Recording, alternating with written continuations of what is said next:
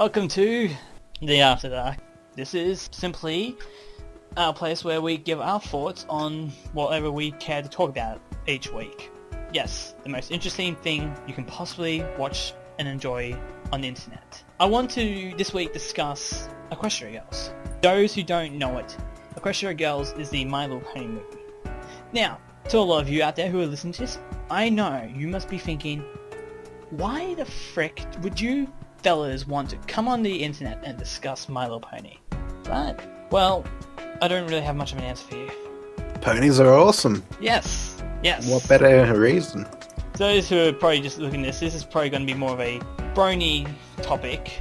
So those who are unfamiliar with the community or want nothing to do with it, I probably will advise you to probably go away. If you hate the community, we probably will say a couple of bad things about it later, so stick around for that. Something for everyone. We're here to please everyone. That's what we do. Yeah, we're people. I'm sure eventually we'll get someone on here who's a pony person. Anyway, shall we dive straight into it? Sure, why not? So, Equestria Girls is the My Little Pony equivalent in this movie that came out June or July? Around then. in America? Yes, America. Land of the free. And ever since then, there have been nothing but movie rips on YouTube and other sources. Of course, I have only just seen the movie because I'm Australian. Only seen it about 2 weekends ago. So I did wait to see it legitly, giving my money to the companies. Yes, so did I. Of course. You're a dirty pirate. I had a bath a couple of weeks ago. Yeah, but you still have scurvy. Yeah, not a great fan of oranges. Never mind. So, with the recent release of it coming out of Australia, it has been a bit of a bigger topic in Australia, and I figured being an Australian myself, and whatever you are, it'd be interesting to discuss. I could be Australian, I suppose. I don't think you're Australian. I don't know that. Yeah, but I don't think you're even of this world at the time. I was hoping you'd be Icelandic. Yeah, sadly I'm not your strong Icelandic man. Well, do you at least have the money? I need the money. For now. Until I drink it away at least. What is your favourite kind of drink anyway? I do like me some vodka. I want to try moonshine. Haven't tried that before. It's pretty strong. Yeah. Anyway, diving straight into the topic. We want to go out first saying if you have not seen the movie, we will be talking spoilers about it or whatever we want to discuss. So we'll just pretend that you have seen it. And spoiler alert. And honestly, if you haven't seen it, whether you hate it or not, go see it and get a proper opinion on the movie first. I personally thought it was a fantastic movie and worth going to see again. I too thought it was brilliant. It ain't going to be too interesting if we both liked it, so I think I'll play a bit more of the devil's advocate. Works for me. If you want to play that role, what is something you want to discuss about it first, or anything you hated about it? Well, one pet peeve of mine is the boots. They took up a good third of the body. I mean, I don't know if it's animation style or a trend in America, but just knee-high boots. Everyone was wearing them. Well, in all honesty, when I look at it, I sort of just think back to the actual real original animations of My Little Ponies. And the boots kind of remind me of the back legs of the ponies. The way they're sort of just bigger until halfway up and then just sort of go really small as they go up the rest of the body. So the boots kind of really do remind me of the hooves. But that's just what it feels to me. If I had to take a guess as to why they designed it like that, it's because Hasbro, the company behind My Little Pony and Equestria Girls, obviously wants to sell more toys and obviously try and make a Barbie sort of competition. So with that sort of figurines, it's much easier for them to make big boots on each figurine instead of just small little shoes. Yeah, speaking of Hasbro and trying to make more toys, early on in the film, at the very beginning, Pinkie Pie's all nervous-sided when she rolls up into her little ball and she unrolls. She makes a transformer noise. Just do-do-do-do-do. Now, originally I thought... I didn't catch it. Was that a Transformers? And I thought that the Hasbro was putting that in there directly for the brony community. Now that I think back to it, Hasbro is also the creators of Transformers. Yeah. So it might simply just be a ploy to get people to think about Transformers to buy the toys, or it could be a reference to bronies who watch it, knowing about Transformers. Yeah, either. It's definitely a Transformer. Yeah. I think I once saw a parody on the internet about someone who fought sins about the movie and actually hated that. They hated the fact that they included the Transformers sound in it for no reason. Oh, yeah? No. For those kind of people, I feel like when they watch it, they feel like Pinky should not be able to do the things she does, and just to have something that out of place doesn't seem to fit in with their kind of view, which, when you honestly think about it, is pretty ridiculous. Speaking of ridiculous, so the Equestrian Girls movie, it's after season 3 and before season 4, as far as we can tell. At the end of the season 3 finale, Twilight, being the newly crowned princess, she just flies off away from the Canlock Castle after she's been crowned, and she's flying nearly perfectly. She does too, doesn't she? Yeah, but start of Equestria Girls, she can't even hover. I forgot she about just that. falls flat on her face. Well, I mean, we can chalk it up to a musical moment where anything is possible, but if we were to establish a proper law, maybe it was a simple glide. I don't know. Yeah. I would say it's one of the moments where it's just simply a musical moment to an episode, finale style. Perhaps like the young Pegasus can all of a sudden fly, whereas when they start to grow up they can't. It could just be a one-time deal. Could be. But yeah, it also adds a little bit of comedic value. Do we absolutely know she can't fly? I forgot what that scene featured, what they said. I mean, well, Twilight's just, I'm still getting used to these. She flutters her wings, she hovers a foot off the air, and just falls. Well, it may be a sign of that fact that she can fly every now and then. She's still getting used to flying, so every now and then she can still make mistakes. Like, before it was a glide. This time it's actually staying in one position in the air. Yeah, I suppose so. Take a bit more effort. I think something like that would be answered the moment Season 4 comes out. Yes. So, look forward to November. We'll get an answer to that. Woo! And if we're successful enough, or people haven't decided to yell at us and get us off the internet by then, we'll probably discuss that. That we will. Being between Season 3 and 4 as well, it's a very nice place for the movie. Yeah, it is. Feels that beautiful lull. Gives the fan artists a bit more inspiration, and it also feels like almost a great extension to Season 3 in a way. Oh yeah, definitely. I mean, a lot of people keep saying that Equestria Girls is just another two-part episode, right? I mean, if you're going to feel like that, then you may as well just think Equestria Girls is the end of Season 3. Bit of delay, but at least we got to see it. But yeah, better than... Well, some people think it's better than nothing, but I mean, there's that whole other side of the brony fandom. I mean, Equestria Girls? Why would, young adults watch a little girl show about teenage girls and their problems?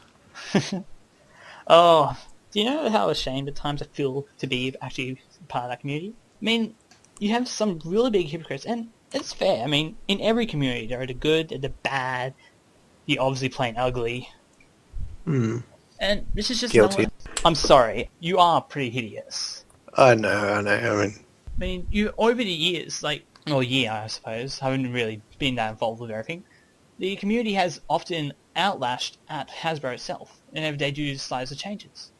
And it just shocks me, because the community apparently had to be founded by very open-minded people. Yeah, I mean, I started out not exactly a hater, but people like ponies. What the hell? But then my friend finally got me to watch an episode. Oh, this ain't too bad. 2 days later, well, they go 2 seasons. Personally, I was always an open-minded person, but even the first time I ever heard of My Little Pony was I went to a karaoke thing, sung Nyan Cat the whole day and ran out of breath. The next people on after me decided to sing the My Little Pony theme song. So here I am, it's the Season 1 though. So as it's signing up, you have the My Little Pony, My Little Pony. As I'm just hearing that, I'm thinking, even for women, who would sing this? Yeah, you just groan inside. And then, 2 seconds later, the whole tune shifts and it's just amazing song to hear. Yes, yeah. I don't know, I'm more of a person who loves his stories more than anything else, but music also draws me into stories as much as anything else. And sets the mood. To hear that song is what really got me started hearing about it. It's not for another 6 months before I even watched an episode or bothered thinking about it, but that was what got me interested in what this whole topic was. I never got away from it. I was just like, being open-minded, yes, but it just wasn't something that bothered me in the slightest. I had nothing to do with it. I just let things go as they naturally needed to. But eventually I did watch an episode, and I realised how limited these seasons were, so I watched about 3 to 5 episodes a day. Slowed down as just before I got to season 3, and catch the end of it. So I basically started watching the whole show when the first episode of season 3 came out. Yeah. Caught up to season 3 when the Too Many Pinkie Pies episode came out, which, by the way, is probably the most freakiest episode that ever exists of any show. Well, not any show, just... I mean, yeah, it's fairly innocent, classic, Pinkie Pie likes to have fun. It's a clone episode, but the idea of of making copies of yourself and no one can tell the difference who you are. And then you may very well be imprisoned or die because someone mistakes you for one of the clones. That's just, I don't know about you, but that just scares me. Yeah, I mean, other clone Pinkie Pies are somewhat 2D. All they care about is fun, fun, fun. So it's sort of surprising that they didn't catch on to it, but I suppose they couldn't really tell who the real Pinkie Pie was anymore, just because the amount of other Pinkie Pies was just overshadowing the real one. Rather scary thought. Yeah. I'd never, ever want to be in that sort of situation. It's the same in any movie where you see like some convict beats one of the security guards up and puts the security guard in the convict's outfit. And it's a case of mistaken identity. Yeah. But we're getting off topic. Yeah, we are. Well, yeah. Yeah, the community is meant to start off as a very open-minded thing. And yet, as the years went on, as the people who watched it, they got so used to this show that they love that they've lost the open-mindedness and just become so closed off to everything else. My Little Pony is a show with ponies, and that's it to them. Yeah, it's become their show, not Frost's or Hasbro's or anyone's. No. Their show. It's no longer an open-minded... People who've been watching the show for a while are no longer that open-minded as they used to be. So it's lost the charm to them. I mean, the first outlash that they ever did was against Winged Twilight. Alicorn Twilight. And come on, that's like almost any fanfic writer's dream. I can accept that. That's a huge change. It's an actual dynamic that changed the whole show, yes. Yeah, but I mean, you got 2 Pegasi, 2 unicorns, 2 Earth ponies. Now you've got a Alicorn? What? No, but it's like, give it a chance. We don't need to make such a huge decision. We know it's going to happen, so wait till it's happened before giving your such huge opinions, saying that you hate it. You would do anything to stop it from happening. It's going to happen. Just got to take it as it is. And that was like the case with Equestria Girls. Yeah, I mean, myself, I was a little doubtful at first about it, but then who could remember some random person was like, hey, should be more positive about it. I mean, it's something. It's just... Yeah, I've always been... The moment I started hearing people hate this, I've just always made it my mission to fight for its fairness. It deserves a chance. Yeah, I mean, no matter how bad it could have been, it deserves the chance we gave the original series. Yeah, and even if people hate it, who cares? I mean, like, why are people going out of the way to try and make sure it doesn't exist? I mean, there are thousands of things in other Legend of Zelda series, right? Mm-hmm. It's a huge, great game, yet halfway through it, some other company says, we want to make games for it as well. That company was known as the CDI company, right? Or the makers of the CDI Legend of Zelda games. Yeah. It's now, we pretend now that those Legend of Zelda games don't exist. The Matrix. There's only one, isn't it? I thought so. There's crazy rumors that there's more than one sequels, but... Well, I couldn't imagine where they'd take it after the first Matrix. Maybe some ridiculous thing. Oh, like, I don't know. Maybe come save to the real world. Yeah, maybe save the real world, bring back the sun. That'd probably be a good way to go about it. Yeah, I mean, if Equestria Girls was end up being so bad, yes, we can pretend it's not part of it. But instead, the fans of the show decided to just not have it occur at all. They wouldn't give it a chance. They wouldn't be open-minded to think it was good. It was their ponies, their story was being changed a little bit. In a way that didn't have to matter to them, but they wanted to make it matter. Because it's their story, apparently. And they don't want it to be Hasbro's, they want it to be theirs. They chose to care about something and hate it. Not give it a chance, but just outright hate it. So now when I go on the internet and see some brony go on about, oh, love and tolerate, oh, we care about things, we understand stuff. Oh, do you? Is this because you're a brony or because you're a good person? It's a good point there. I mean, funny thing about love and tolerate, that was originally a term used to mock bronies, but we used it for ourselves. I consider it first and second gen. 4chan was where it was invented. That's the first gen bronies. Yeah. The very unseen ones and the trolling ones. They had a good balance. They made it their show, but they were very open to everything. Everything was all in good fun. The second generation adopted it. They took in the love and tolerance saying and made it their motto, and eventually turned into these closed-minded people. Who's the real enemy? The trolls, or the people who become trolls? The original trolls, they were all good. They were all in good fun. Yeah. The second generation of trolls, ugh. And they don't even know what they're doing. Cancer of the internet. Yeah. I'll tell you what, I've come into contact with a lot of bronies before who just say, look, I'll say it, I'm not a good guy. Well, I'm a good guy, but I'm an honest guy. And people don't like honesty that much. So people, there have been bronies who think I'm going to change, who think I'm going to become a nice guy. A kind of guy who doesn't say things that could hurt others. Well, I've gotten rid of every one of them that has ever said that. I've not killed them. Oh, you had me worried for a second there. I'm not that mean. Yeah, I was just trying to think through, had I said that before, or are you coming after me, or... Yeah. Oh no. I already plan to kill you when we go on the road trip. Got a couple of months then. Yeah, it's all good. I'm sure we'll work something out soon then. But, PonyCon 2014. Yeah. go to it. Sponsored by After Dark. Buy stuff from Hasbro. Buy some apples. That'll probably be the one comment that we get copyrighted for by the Friendship is Witchcraft. Is that a line from a Bridge series? They don't like it. Stop this immediately. I don't even know why I'm pointing my finger out. I just extend my arm and it's like, who's going to see this? Well, I do have a couple of cameras in your room, but that's a story for another time. Is it behind that new poster? You found it already? Well, I thought it was some online pornography camera. Oh. You haven't looked over the footage yet, have you? No. Well, when I get the lubricant out, just fast forward it for a while. We'll just show it off at the next LAN party. Anyway, it's Equestria Girls. So, getting beyond the fact of the horrid brony infection that is the supposedly good brony community, once again, part of it doesn't mean I have to like all of them.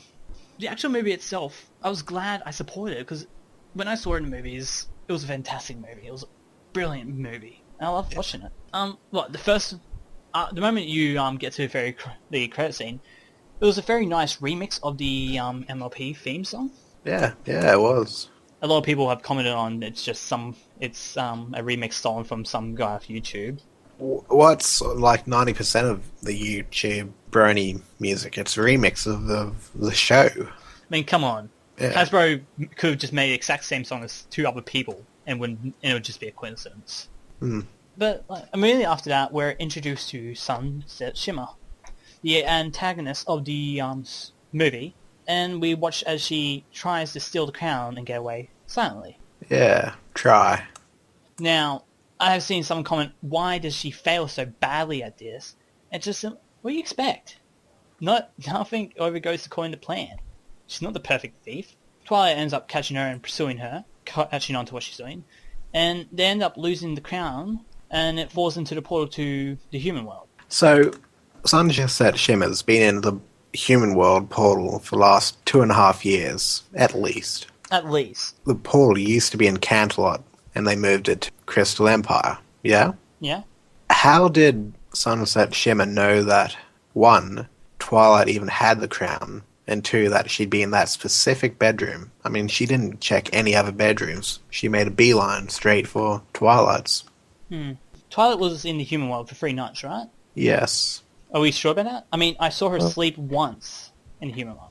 Well, it's implied that she is. Like, she slept in she slept in the library, right? Then throughout the next day is when she tries to get everything figured out. She the whole next day is when everything else happens. She only slept there 1 night. Now, I'm guessing this every 30 moon thing counts for every full moon, which is for 3 nights, isn't it? Yeah. Or at least 1 night, the night, and 2 nights surrounding it. Give or take. So if she only slept there one night, and the next night was when she had to go back, that means there's a whole another night that she wasn't there for. So maybe in this time, Sunset Shimmer had stepped through the portal to see what's going on, found that she was in the Crystal Empire, and tried and snooped around to figure out what exactly was happening. Maybe she heard of Twilight was coming, and came, and decided to try and do something about it the next day. Yeah, that's a good explanation. Far-fetched. The only other thing I could imagine is that Sunset Shimmer is technically a unicorn and has magic. We see her pull off a short-distance teleportation. Maybe the spells for locating. I mean, she was Celestia before. Which means, if she was Celestia's student before Twilight, we have to assume that she's been there for a lot more than 2.5 years. Because this would obviously be before Twilight gets a Kuhn mark. Yeah. I think over 7 years. Yeah. A minimum of 5. Probably more. This does bring up the question of how Sunset Shimmer react when she's in the human world for that long time by herself. How did she get established? Was she an orphan and welfare, or...? Well, I'm going to say that I can't really answer those kind of questions. And I know some person will probably say, that's just another part of her bad backstory. But in all honesty, almost every character in the show has not got a perfect background. We barely know anything about the character backgrounds. Twilight, we've probably got the most. Yeah. And maybe Applejack. And I think her background is even given... She's a better bad character than Sombra, if people want to keep making that joke. We actually do know more about her than Sombra. I think Flim and Flam are better villains than Sombra. Sombra is this all-powerful being. He'll literally destroy everything. Well, it's just, unfortunately, due to that fact, we can't allow you to see what he can actually do, or he'll destroy everything. Yeah, I mean, he could be, all-powerful, like you said, but... We're just not allowed to see it because that's too much for the 5-year-old girls to still watch the show. Or it could just be a, woo, I'm a ghost, and I'm attacking a shield, woo. How do you think he ended up a ghost anyway? Crystal unicorn magic. Maybe he'll come back in Season 4. Maybe, I mean... He had so much potential, but he still does. Didn't do anything with it. He still does. We could learn more. And at the very least, it spawned a lot of comics and fanfics and stuff for the community to have fun with. And he's adopted the fans have given him a Mexican persona. Anyway, so, yeah, Sunset Shimmer. She's been getting a lot of hate from people as well. Just not really seen as that bad a character, and no one understanding how could she do all the stuff she does. For example, how she manages to trick everyone in school and bring fear to them, how she tricks the main 5 of the school. Yeah, just more missing backstory, I guess. No. I read up on the internet the exact perfect word to describe it. Oh? Teenage stupidity. We're dealing with teenagers. Of course cyberbullying's going to work. Mm-hmm. I also believe Sunset Shimmer has a little bit of magic in her or something. We saw that magic is possible in the human world. With assistance. With assistance, but I'd have to say she to be Celestia's student, she'd have to be smart. And she obviously knew a lot more about the elements of harmony than even Twilight, so she'd obviously know some way to do some magic. Yeah, that was quite surprising, especially since, Twilight and her friends got the elements of harmony from Midnight Castle. Yeah, but remember, everything they could have learnt was in a book. A book they didn't really read more than 2 pages of before. And the next chance they ever had was in Season 2, which Discord ripped out all the pages to hide the elements of harmony in them. So, that's sort of done. Aside from that, and then people have complained about her smashing the mirror. Yes, the mirror that led to the statue portal thing. Yes. She was never going to smash the mirror. She just wanted Twilight to believe that. Another thing I've got about that, it's a portal. Twilight, her backpack and stuff went through it. I doubt the hammer would actually smash it. Remember, but she just wanted Twilight to think that. Yeah, I mean, well, she was bluffing, but... And we have obviously seen in the past how gullible Twilight can actually be. Yes. And I think, the last grievance anyone had about her was her plan to take over Equestria with teenage humans. Which makes perfect sense, though. Yes, she has an army of teenagers, and that might be a little bit of a problem. People pointing out Discord and Luna would stop her, and Cadence. Yeah. I mean, Twilight says it herself. Equestria might be able to survive without the elements of harmony, but this world can't. Luna Discord. Hell, the Royal Guard might put up a fair fight. How was Sunset Shimmer meant to know about Discord and Luna? I mean, well, if she knows about the elements of harmony, there's a good chance she'd know about Discord, and as far as she's concerned... And Luna, but as far as... Nightmare Moon is still out there, banished. And also, at the same time, Discord was trapped in stone. That's all she knew. How was she going to know that Celestia had changed heart and let him out? Mm. In all fairness, she couldn't count on that. She'd not have to worry about the elements of harmony. And as we've seen, elements of harmony is stronger than Celestia. Yeah. So she has an army against that, against what possibly she thinks is just Celestia and her army. Obviously, we've seen that Sunset Shimmer can turn others into these monster creatures as well, as with Snips and Snails. So she has an army of these monsters to deal with it all.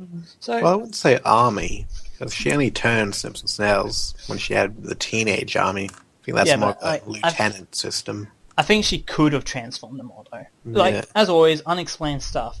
If we had to take a guess, she obviously had a plan, at least. And we have to believe that. Well, a rather half-baked one. I will say her personality may be very lacking for a bad guy, but her plans and her reasons were very well done. Yeah, I'll give it that. Alright, so I think that's everything I want to really cover about her. Going back to things, immediately Twilight goes through the portal and finds herself in the human world. The next scenes that follow are always awkward to watch. It's always awkward to imagine being in that situation. It's handled very well by her. She finds out she's human, she has these weird appendages, she's freaking out. And as we would. Of course. I mean, hell, my fingers and thumbs if I had hooves. Wow. Scary thought to lose your hands, I suppose. Yeah. I mean, there are humans who have lost their hands. I feel sad for them. Yeah, I mean, tragic. You get appendages, robotic things, and yeah. Anyways. We can rebuild him faster. Frankenbot. She does a lot of things she feels natural, and she's constantly reminded by Spike. That's to look around. You know, for the first time ever, I truly understand Spike's purpose in the whole show was, and who he was to her. Spike's purpose is he's grown up around Twilight so much that he knows exactly what she needs him to be at the time. He knows when he can afford to be childish, or when he really needs to look out for her. Yeah, that's a great revelation. He's the ultimate assistant in a case, and even more than that, sometimes more a brother. I know, I'd never really gotten Spike's personality before, and his uses. Watching it through Equestria Girls was a really great way to learn all that. But he's just more than an assistant, like you said. He's there for her, knows her better than she does, maybe. I've never just realised it through a series. This is probably the first time I've ever realised it. Immediately after that, we finally get a glimpse of the other main characters. First one being Fluttershy. Her first meeting with her is practically the same, set up the same way as it is in the first episode of My Little Pony. Yeah, I like that little mirror homage. A strange way for her to... is also, like, strange for Twilight to see them all. I mean, we knew it was coming. At first you lose your hands and you see your friends who aren't your friends in a strange new world. And I'd be freaking out. Immediately hangs out with Fluttershy. I mean, I can imagine Fluttershy's side of why she does it with Twilight. Simply due to the fact that this person just helped you. Why not stick around with them? Yeah, act as a kind of guide. Yeah, well, Fluttershy tends to normally stick to those who can help her. I was surprised she wasn't with Rainbow Dash. We then after that get a nice little cafeteria scene. Yes, we're going to get an amusing apple scene later, but I saw Twilight pick up a sandwich with meat on it. And all I could think about was, that was a cow. I'm not a vegetarian, I'll admit that. I do like to eat the meat. You're in some strange world and there's this weird food you've never seen before. Probably not best to eat it. I suppose you think it's natural to eat it, I guess. When in Rome, do as the Romans. Well, we get a nice scene of her later trying to order oats on a milkshake. Yeah. What are oats anyway? Probably a fair bit off, but kind of porridgey stuff. Wheaty things. We're introduced to Pinkie Pie next. Pinkie Pie. Finally, we get a chance to see something. We get to see that almost each of the members of the former Main Six are annoyed with each other, angry with each other. Or at least have a reason to not be happy with each other. But most of them, they only were mad at one or two people, and they were friends with other people in the group. Yeah. Like a circle. If I had to imagine, though, I found a little bit of joy seeing this. Not because I enjoy this harmony and all that, but it's a good way to imagine what would a Ponyfield be like if Twilight didn't show up. How would these five normally react to each other? I'd like to think they'd get on a little bit better than in Equestria Girls. Equestria Girls was Sunset Shimmer's doing. Yeah. But they'd probably end up alright friends. just not best friends. Mm. It was a nice way to see. Also, the amount of things for the bronies in the movie. Yeah. Like, there was 3 sightings of Derpy, 1 in the credits. Mm-hmm. Found very amusing to see that one. Yeah, it was good. A good throwback to the actual show, though, was when Twilight's in the library trying to figure out how the computer works, you see the Q-Mark Crusaders, and you just see them listening to one of their song they sing during the... Yeah, the talent show. Yes. It's through that you actually learn what the Q-Mark Crusaders are trying to do in the Equestria Girls world. Naturally, of course, they can't get their Q-Marks, but it seems like they're trying to become famous YouTube stars.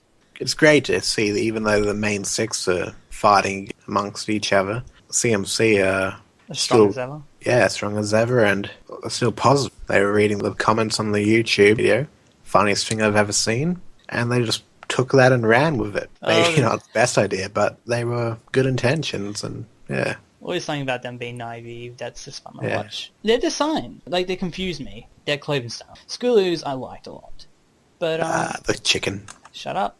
She ain't no chicken. Chicken dance. She's the best pony to ever live. Okay, that's probably not true, but still, she's awesome, and she's not a chicken. She's a nice person. Leave Scootaloo chickens can alone. be nice people too. I know they taste good.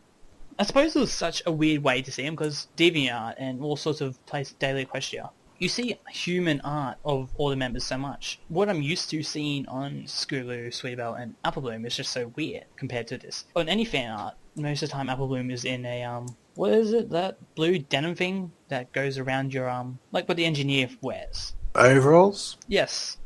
Yeah. I'm used to seeing that on Applebloom. TF2 rocks. It's an awesome game. Better than COD. COD. Prepare for the hate. Oh, but yeah. I wasn't too big a fan of the clothes Applebloom was wearing. Still more like a country person who wasn't trying to be too country. Yeah, not just a token, oh, she's weird girl, but part of the group. I loved Scootaloo's jacket. That was very nice to have.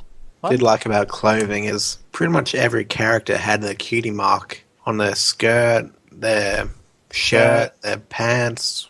It was on Applejack's boots. That was a nice touch and helped you recognize those not too familiar background ponies. And yet, still no cutie mark for the Cutie Mark Crusaders. No. So, you know, like, the signs and clothes, I actually found Diamond Tiara and Silver Spoon very adorable in the movie.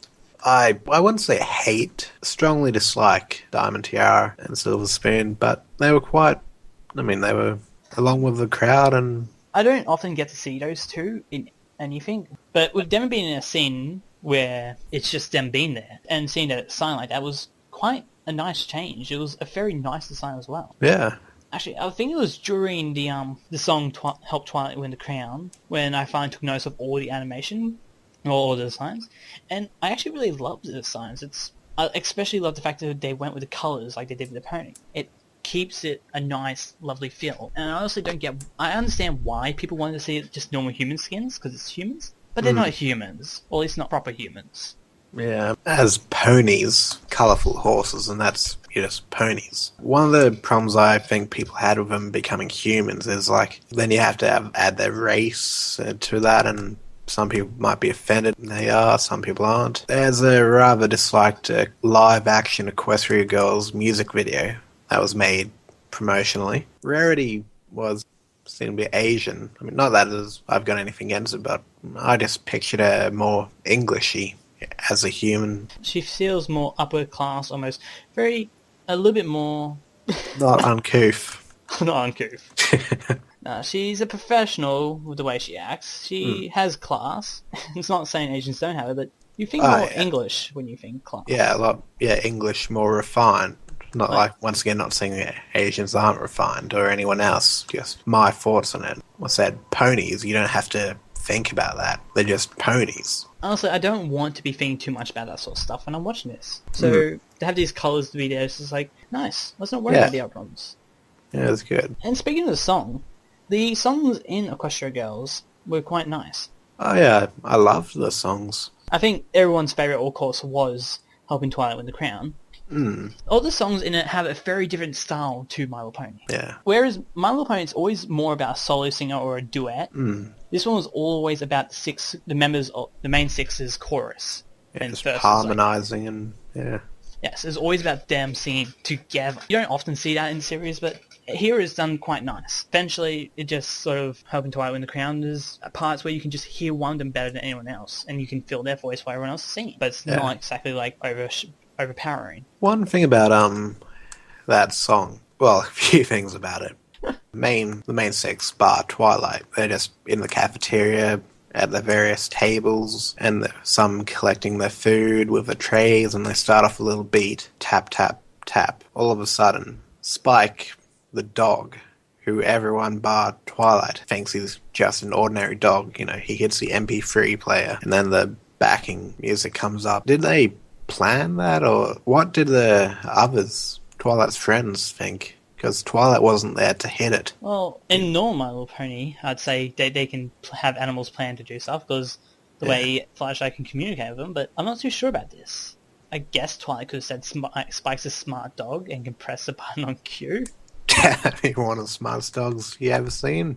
Press a button on Q. Well, maybe not, but still, I suppose that's the only reasonable explanation to it. Otherwise, you just got to imagine it's just one of those musical moments in the movie, and you just got to go with it. It's like magic. Ain't got to explain anything. Another little nitpick. Flash does his little guitar riff in the early bit.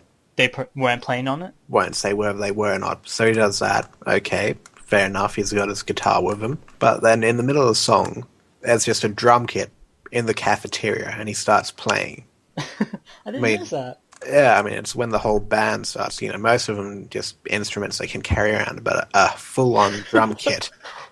Maybe that's his special talent. Quick assembly and carrying. Or just as a Pinkie Pie and pulls out of nowhere. I found that rather funny. I have nothing. Unless he had it there originally, I have nothing for that. In a cafeteria. I have nothing. So the music was quite awesome. Yeah. Got a nice reprise during the end of the movie. So minor characters in the film. There were a lot of shout-outs, like you said before, Derpy in the end credits, just doing a little dance. Vinyl Scratch. Yeah, Vinyl Scratch. Cherylee. She was a teacher in one of the classrooms, very on the movie. She was teaching classroom people, as teachers teach. Teachers teach. Yes. Good to know. Today I learned. And later, she's a librarian. This was assumedly during the lunch break. Oh, I wouldn't say she's a librarian. She's just a teacher on duty. Yeah, well, it leads to a couple of questions. The most important question is, did she get to eat her lunch that day? Lunch is very important. I would have to imagine Celestia is that kind of tyrant there. Also leads on. Well, she might be on duty, or she might be the librarian. Who knows? Is she working 2 jobs? How's the economy in this new world? Is she alright financially? Well, the school's very clean. Yeah, how she could triple as a janitor. It's either she does that, or the world must have a good economy. I'll never understand the economy of My Little Pony, though. Hell, I barely understand our economy. We have an economy? Yeah, bottle caps. Oh, must be rich then. Hells yeah. All those suckers buying cans. Just throwing away money. Who would throw away a perfectly good bottle cap? Celestia being a tyrant. Is it just me, or did Celestia and Luna seem a little out of character as a principal and vice principal? I suppose, in a sense, in this sort of situation, Luna hasn't had the whole gang sent off for 1,000 years. Well, you'd hope not. That'd make one crabby vice principal. And Celestia was a bit harsh at the beginning, but obviously it shows later she is still the same Celestia. How does Celestia and Luna react to others all the time in normal Equestria? Twilight's their personal student and friend at times. Yeah. So you can imagine them going soft on them. But how would Celestia normally react to just some commoner, some other individual? And we have to imagine this Celestia isn't 1,000 years old. She hasn't had all this time to become this powerful princess. But she is some human who's probably lived for 40. She's going to be grouchy. She's probably just having a midnight life crisis. Buy a sports car. Or it could have been that time of the month. I just only put forward into this, and do they have that in Equestria Girls? Sunset Shimmer did seem a bit quick to change in her emotions. What's up with the principal and vice principal being sisters? They're sisters. And they directly say it. I'm going to talk to my sister. Well, maybe they just want to pursue a life in this career together. Be a bit awkward if, say, Luna did something wrong. Hey, your sister did this. Would Celestia stand up for her or take the kid's side? I'd say she'd probably stick up for Luna. But then again, there was the reason why Luna and Celestia had to fight in their normal My Little Pony originally. May just lead to a fallout between the two of them. Leads to a lot of things that could actually happen between the two of them. I mean, there's a lot of things that could happen for the whole movie. What I'd really like to see is more. There were early on, way before the movie was close to coming out, the rumours that Equestria Girls was actually a series, not a movie. I would love to see a series. Yeah, people were flipping shit over that. I mean, yeah, now I'd love it. Hey, in all honesty, don't tell the community, but I'd probably actually rather see half seasons like we got with season 3 of My Little Pony, if we can get half season of Equestria Girls at least. Don't tell the community. Yeah, as long as they don't do something like Breaking Bad, where they just stop halfway through the season with a massive plot, cliffhanger for a whole year. Breaking Bad did that? Walking Dead did that as well. Well, something similar. Why do these shows have such bad habits? Because they hate us, and we love them so much. Speaking of which, Walking Dead Season 4 comes out in a couple of months. Woohoo! You watched it, Walking Dead?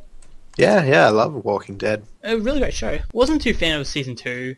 My favourite episodes really are those in Season 1, during the city. Pity it's just so, 6 episodes? Short? Would have been nice to... I don't know, the city terrain is always my favourite terrain for any zombie related stuff. I understand why it's dangerous, but it's just a lot more fun. Things I would want to see what happens next after Equestria Girls. Like, the next... Pinky hinted at the new Twilight. Twilight. So it'd be nice to see what her reaction is coming to the school where everyone has already met her. So it's a fairly large school, yeah. I mean, they've got a huge library, cafeteria, all that. It looks pretty big. Pinkie Pie seems to be the only one who vaguely recognizes Twilight. I mean, she doesn't seem to know her exact name as Twilight in the human world, but she knows that she has a dog called Spike. Well, the human Twilight has a dog called Spike. Twilights and worlds. What do you think this means? It could just... You could simply explain it as Pinkie Pie being Pinkie Pie, but you'd think that she at least vaguely knows of her. Maybe someone else in the entire school. Maybe know her. Pinkie outright says that she asked if she had a twin sister that lived in the city, so it may not be in the school. I mean, hey, you could have someone in the school who vaguely recognizes her, but do they speak to Twilight? Basically a mini school celebrity running for the crown. Yeah, but I see people all the time in the streets who I vaguely recognize as people I've seen thousands of times before. I don't go up to them. I'll just say, hey, how's it going, you jerk? What if Flash Sentry recognizes Twilight a little bit, and that's why he falls for her? I mean, there's no indication that he does, but then again... Nothing that he doesn't. Yeah, just to see that kind of reaction and what happens next, as well as the reactions to, at the end of the movie, during the whole fight scene, like, the main 6 become these half human, half ponies, right? Yeah, that was something else. I enjoyed it. Yeah, I mean, I'm not saying it's bad, it's just... I mean, it led to a cool scene. Unexpected. I did not expect it coming, but it led to a cool scene between Rainbow Dash and Scooter. Yeah. Which shows the sisterly bond is still there as well. Something that really annoyed me about that, though, is... So they're becoming the human-pony hybrid, whatever. Yeah. The Pegasi, they grow wings. Everyone gets their ears and tails. But the unicorns, they don't get their horns. Yeah. I don't know why that happened. It'll just look a bit too awkward, maybe? Well, wings are a fair bit bigger than horns. Suppose, I don't know. Or maybe mad, no. I want to see what everyone's reaction is to these 6 after that. I mean, how do you go on every school day live after becoming that? Hell, if you puke on someone, you could get known as the guy who puked on someone for the rest of your life. Oh, it's that girl who grew pony wings. What would that do to you? And just imagine being Rainbow Dash. Someone who got to fly and then can't fly him. Hell, I could see that ending really dark. There's a lot to Equestria Girls that I want to explore more and I want to see more of. Do you have anything else you want to talk about, Equestria Girls? So we know that Sunset Shimmer broke up the main 6, keep calling main 6, the 5 of them, their friendships a bit. It doesn't really show it that much, but I think Applejack might have took the brunt of it, because besides the main 6, she's often shown sitting by herself or just with her brother, sister, and, CMC in the cafeteria, no other people her age. I feel like that's her in normal Little Pony anyway. Just her lonerism? She doesn't care to be around others all the time. She doesn't mind doing her work. She's a hard worker. She likes to be around her family a lot. Her family is as good as friends to her. They're better than friends to her. Applejack is always about the big family. And then again, her grandmother works in the cafeteria. Oh, Granny Smith. Yes. How the world has changed for you. She goes from the skinny, saggy pony to just to this very plump old woman. It's just how? I mean, how? The 60s, man. We don't talk about the 60s. The Help Twilight Win the Crown song. I mean, I know it's just high school, but so one good song and dance performance wins her the election after that smear campaign. They're the same as the questions, and this is my thought on the questions. During Season 3's finale, all the ponies in Ponyville were so angry at everyone. All of a sudden, Pinkie comes out, gives off a massive amount of positive energy, and they all just become positive. And that's how I think something special about questions. If you're not a leader, you're a follower. And the followers, they sense the negative and positive energy from all others. If you have a leader who just comes in and presents a lot of positive energy, they all of a sudden become these positive people, happy for these people. Twilight came in and gave off a positive energy and signals to vote for her, to be behind her. And they did. They listened to her, they heard her ideals, they liked it, they felt the positiveness, and they just went with it. Yeah, I haven't really thought of it from that point of view before, but I could really roll with that, yeah. Speaking of Shimmer getting her that smear campaign, she goes on to, blame Twilight for crashing the dance, wrecking it with the forged pictures. I mean, they're quickly shown to be fake. Sunshed gets no fallout from that. Luna is I don't think she's a dumb pony, but there's no repercussion. Yeah, that is a bit of a plot hole. Yeah. Did Sunset Shimmer even show up to the dance? I don't believe so. Maybe that was a repercussion.